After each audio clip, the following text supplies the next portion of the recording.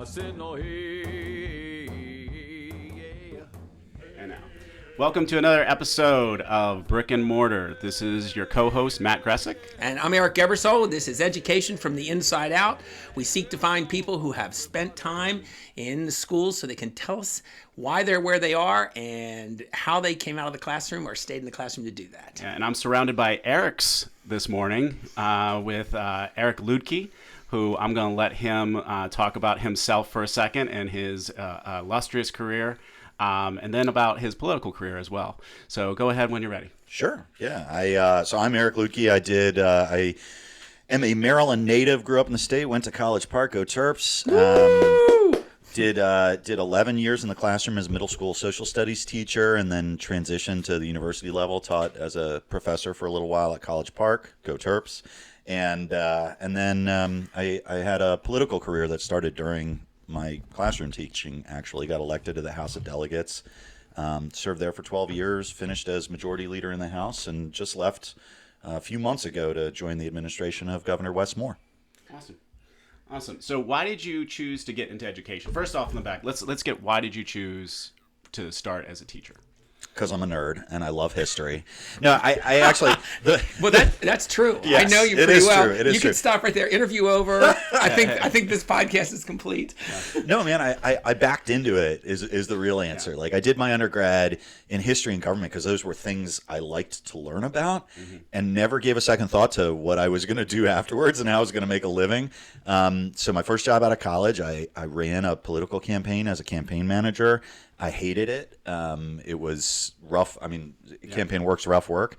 So I was looking around thinking I got to figure out something to do for 2-3 years. And I went back, got my teaching certification. And instead of 2 or 3 years, I fell in love with the job and did it for 11 and loved every minute And of all things, you taught at the middle school level. I did. That was accidental. I was going to be a high school government teacher, and then my student teaching, they stuck me in middle school, and I was like, wow, these kids, their sense of humor is at the same level of maturity as mine. It takes a certain kind of person to teach at the middle school level. Elementary school teachers know what they're about. High school teachers know what they're about. We don't get the middle school. It's like, wow, those are amazing people. I love it. It's the best because in middle school, like, every minute is different, right? Like, when you have a class, you're teaching the same curriculum, but the kids are so different and in so many different places, and it's a great opportunity for mentoring.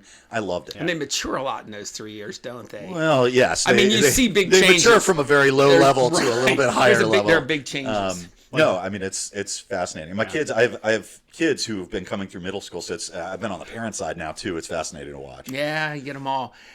So we're going to first talk about your teaching a little bit. Tell us, you can pick any one of these, your most difficult or challenging moment when you were a teacher, your funniest moment when you were a teacher, most rewarding moment. In other words, what event sticks out in your memory from your teaching years? You know, I when I look back on teaching and the years I did in the classroom, I mostly remember good stuff. I think about, I had the privilege of, in my second year of teaching, transferring over to help open a new middle school. Oh, cool. And help build it from the ground up. And it was, an absolutely fantastic team, working in a high needs community, doing some really innovative work. And that was a blast. But also, I taught in a school where the kids had a lot of challenges, right? I had kids who... Right, because Montgomery County, everything is not sunny everywhere all the time, always. They have their challenging population also that needs a lot of help. Right. The streets aren't paved with gold everywhere in the county, And Exactly. the school I taught at was more than 60% of the kids lived in poverty. About 2/3 of them either were currently or had at some point been an English language learner. We had a lot of kids struggling with poverty and, real challenges. And that was a privilege to kind of try to be the teacher who was there to support them. But also, it's a tough job. It's a tough job helping out kids that, in a lot of ways, our society isn't serving well. Yes. Right. And one of the things I think that the narrative has changed about teaching over the last maybe 10 or 15 years is what a tough job it is. I mean, we always said we don't get paid enough, and we got a lot of that. But lately, people are starting to recognize the challenges that teachers face and how much they have to dedicate themselves to the profession when they're inside, which is also one of our problems. So we're going to have an episode coming up soon of somebody who's leaving the profession. We're going to ask them why they're on their way out, But yeah. All right, I'll do question 3. You represent the epitome of a brick and mortar teacher as a policymaker. Tell us how your experience in the schools has helped to shape your approach toward education policy in the legislature, now as the governor's legislative director. I just want to claim penultimate in that label of classroom to policymaker. But he, but he is you claiming credit. But he is the delegate. top. That is crazy. But he is numero uno. So there we go. I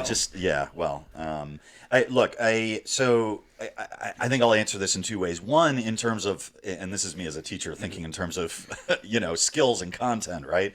In terms of skill set, one of the most valuable things in the policy realm that I learned from teaching was trying to understand where people are coming from, right?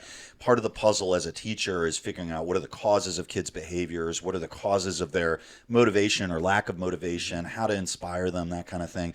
And that serves really well in the political realm, right? You're trying to figure out why other policymakers or interest groups are taking a specific position. I mean, that kind of thinking is really useful. In terms of content, when you're a teacher, you see everything. You see every problem in society. It comes through your classroom every single day. So, being able to have that background and understand that, the types of things people are dealing with gives me a different perspective than a lot of folks who enter the policy realm. And I think you see that with a lot of teachers in policy making, where they're very empathetic. They understand a wide range of kind of what's affecting people. And I think teachers make great policymakers because of that. And that's a plug for any educator who's thinking about running for public office right now, or taking a more ownership of leadership in education policy making is what you're doing. And it's one of those things that President Pringle of the NEA, I remember when she met you, I was like, here's the thing about Eric Luedtke and Eric Ebersol, both Erics, is that as teachers, we're not only influencing policy, we're owning it and we're leading it in the state of Maryland. Well, as Barb Mikulski said, don't get mad, get elected. There you go. She used to say that all the time. Line. But I think, Perfect and I line. think you sell yourself short, because one of the things I say about myself, and I know it's true about you, is that when it comes to policy, you have the perspective of how things will be received in a school by students, by teachers. Right. Because teachers roll their eyes at some things and buy into others. Right. And you often have a good sense of, this will work. Teachers will really embrace this, or this is going to just be one of those things that teachers go, I'll check the box, but I'm not buying in. And you provide that when ideas come. I think you can add that either subtly or directly to policy when it comes down. Well, and try to think about another profession that is as deeply affected by the decisions of politicians and policymakers as teaching, right? It is uniquely, almost entirely dictated, at least in the public schools, by politicians. Right. And so if you have that policy being made without the voices of teachers being present, it's going to be bad policy. Yeah, around half the budget in Baltimore County, for example, it goes to education. Sure. And that's statewide. It's not half, but it's a large portion of it. So we want to get our fingers in it, don't we, sometimes? Yeah. Well, yeah, we want to make sure the right decisions are being made. Right. Yeah, Absolutely. to help out kids. Yeah. Absolutely. Oh, hey, Matt. What is Unbelievably that? again. Perfect timing. We've got a phone call coming in. I'm not sure how people know to call us, but I'm loving this. All right. Hey, caller, how you doing? I'm great. How are you guys today? Great. Tell us who you are, and then I'm guessing you have a question for our guest. Yeah, I'm James Ebersol. Wait, stop. What? Your name is what? James Ebersol. Matt? Man. Do you know anyone named James Ebersol? I think you have a son named James Ebersol, I think. James, though, is a pretty common name, isn't Yeah. it, James? Yes, it's the most common in America. Okay. Well, so maybe you're just some other James. Anyway, let's get past that. It's great, though. So tell us what your question is. So my question is, I studied history in school, and I'm curious for the guest, given your background as a history and social studies teacher, what are your thoughts on defending accurate historical instruction in schools? That's a really good question. It is. Isn't it amazing? Our callers have the most on-point questions in the Very, world. very smart. That's an insightful group of people out there. Clearly, your callers had great parents who raised them well. Yeah, I would think. I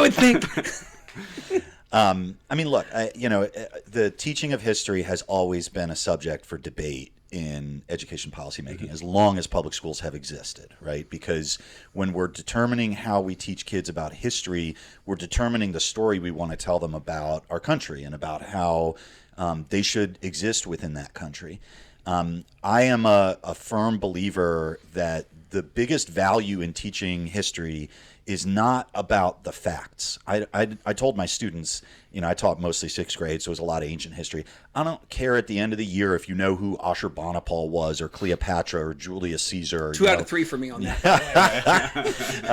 I really, that doesn't matter as much. What's important is the thinking skills, the ability to take in information, to process it, to question the accuracy of it based on, read a primary source, determine the bias in that source. And you can't do that you can't build that critical thinking skill set if you're teaching, this sanitized version of history that frankly is just not accurate. The story of the United States in particular is more powerful because we made mistakes, because our country wasn't perfect, and we've constantly been seeking to build, to borrow a famous phrase, a more perfect union. That's the power of the story. And so, the whole debate that's going on right now, where there are states that are trying to completely sanitize the history, say that we're not going to teach any history that makes kids uncomfortable. Well, how does that prepare them to be adults? How does that prepare somebody to be an adult if they never have to be uncomfortable in their lives? I mean, recently there have been so many things that have happened to me. Like, for instance, at Morehouse College and the speech that Governor Moore gave. I texted you about that because it kind of brought me to tears, honestly. And just yesterday, there was a gentleman who came up to me and said, middle schoolers are too young to learn about the Dred Scott case. And I was about the Dred Scott case. Dred Scott case. And I was shocked. I was shocked. And because I know Civil War is a part of the curriculum. Right. And how could you understand the causes in that time period without analyzing all the major issues that are at play with abolitionist movement? Right. And it speaks to this fight that's occurring right now. And it's a fight for America and 2 points of America. And right? But here's the thing we always have a present bias, right? Yes. So we are going through this debate right now, and I think a lot of people are looking at it and saying, wow, I can't believe we're having this debate. We've always had this debate. Yeah, right. Years ago when I was teaching at College Park, I did a course on education policy, and I went to the library on campus, McKeldin Library, and just on a whim, I decided to try to search for some old history textbooks. And I found a textbook from the 1950s. This was used in schools across the country that said that black people were treated well under slavery because they were provided with food. I'm laughing, but only clothing. Nervously when you say that. I mean, and that version of history was taught. We've always fought about what story we tell about the United States. Right. This is not new, but those of us that believe in the power of the real story and its ability to help us better understand our world and how we interact with people around us, like, we have to stand up for that. Yes. And it's one of the reasons I'm proud to work for Governor Moore, because he believes strongly in that. Yes. And it's why you guys, social studies teachers, are geeking out. We are. I know you're having a great time. You think anybody would listen to this podcast if we talked about math? Yes, I do think so. I'm wrong, but I think so. No, but I will say that when it comes to censorship too, the knife cuts both ways. I become angry that somebody wants, I'm old enough to have grandchildren, wants to control what my grandchildren will see in school. In the same way that wants to take things away like that, like Plessy versus Ferguson or Dred Scott, that these would be scrubbed, so my kids I would have to make sure that they knew somehow about Whitewashing of history. Right, right. Yeah. Well, caller, thank you for that. I think we lost him, but it was a great question. Wonderful call. You hung up on the caller? That's No, I terrible. think he hung up on us when you said about the math instruction. I think he was gone. Yeah. Oh wait, they're going to talk about math. Where's the button? Well, we've got a couple more questions. You want to ask the next one? Okay, so what's the biggest misconception that people you think have about how education policy is made here in Maryland and elsewhere? What do you think the biggest disconnect is there? Well, Maryland does it very different than a lot of states. I think the biggest misconception about Maryland education policy making is people look around the country and they see how other states do it, where it's deeply influenced by politicians.